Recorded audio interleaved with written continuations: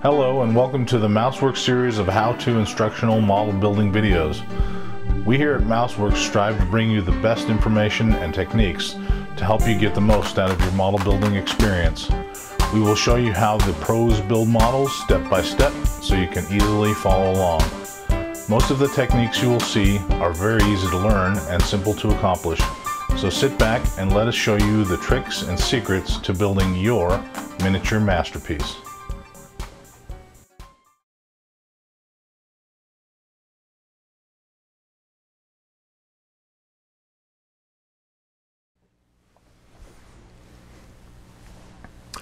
Okay, I've got a little example I'm going to show you about. This is the Takom M-47, and I've got most of the track built here.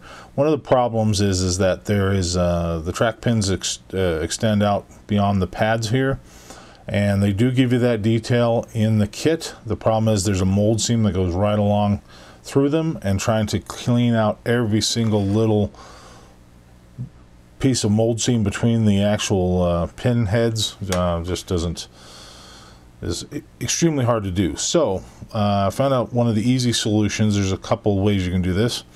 You can see what I've done here is I have sanded off all that detail. So I got the little pin heads off and all the mold lines completely off. Did that before I mounted the track, so I got them all done, mounted the track. Now I'm ready to put back the pin heads, and I'll show you a couple of ways to do that. Okay, the first thing I'm going to show you is sort of an easy way to do it. This is what they call a dotting tool, which is for decorating fingernails. Got it at a Sally's Beauty Supply. And it's a really super tiny little ball on the end here. And the way to actually make a rivet head with this is actually to dip this into super glue and then hit it where you want it. It will wick off onto the surface you want in a circular pattern. It does have like a rounded rivet head look to it. To show you, since super glue is clear, I will show you with doing it with paint. So I'm using some Tamiya paint here. I'm just going to dip the tool in there, wipe it off just a tad bit, and basically you can kind of see how this works just by letting it wick off. Problem is that it wicks off and then it starts to get smaller and smaller as you go dot to dot, so you'll have to do each track link 1 and 2, which usually keeps the shape, and then you'll have to put the dotting tool in the paint again and then do the next two. So it's pretty long and arduous to do it this way. But like I said, if you want to use it on something else to actually do rivets using the super glue, use a thick super glue. That way it will hold the shape of a rivet head, and then once it dries you paint it over and it looks really good. And there's different size dotting tools depending on what you're doing. Large and small. So that is one way to do it. Okay, the next way I'm going to show you how to do it is actually with a punch and die set. There's a lot of different companies that make this. What I'm using is a 1mm punch, and using a small strip of I believe this is 10,000ths thick plastic strip. That way all these rivet heads or pin heads will be the same thickness and the same diameter. So basically this one, luckily this one you can push through and not have to hammer, but either way it will still work. So I center the plastic in there, put the punch set in there, and then what I'll do is, this one is smooth enough I can actually just push it with my finger. Then I turn it over, and there's the little pin head there. I grab it with a pair of pliers, or tweezers I should say, and I'll put it off to the side here, start making a pile, and just spend the evening kind of making little pieces. And once you have a small pile, you can start working on the model, which I'll show you next.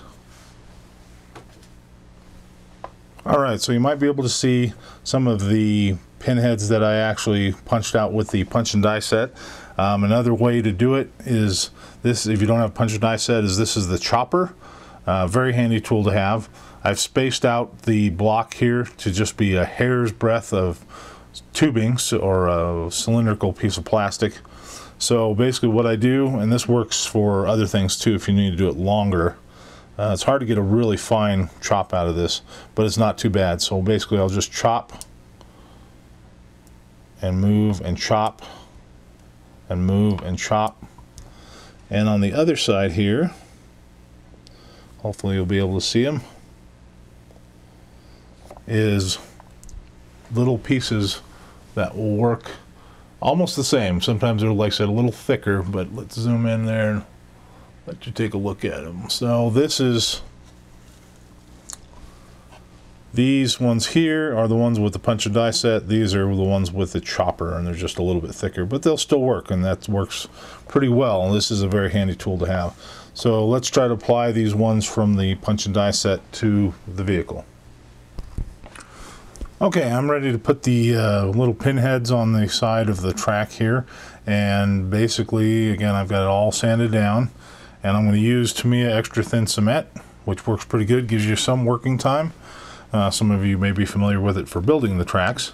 So what I'm going to do is I'm going to just touch one side of one of the blocks here, just put a little dab of the glue, take a knife which has a very sharp tip, and I'm just going to pierce the little pin heads, and then I'm going to just attach it by dropping it into the glue, and it'll stick and come off the end of the knife. And then I'm going to position it just by moving it around, getting it where I want, and once it's about where I want, I will hit it with a little bit more glue. That'll put it in place, and then I'll get some more glue for the one on the other side and go and pierce.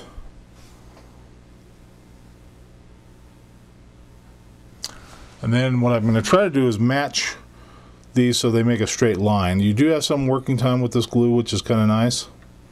Pushing it around, mushing it around, eventually it'll soften and kind of give you trouble, but it does have some working time. So basically I'm going to want to make sure that these are straight. So I've got the other side done with a row of rivets. Let me secure this one real quick.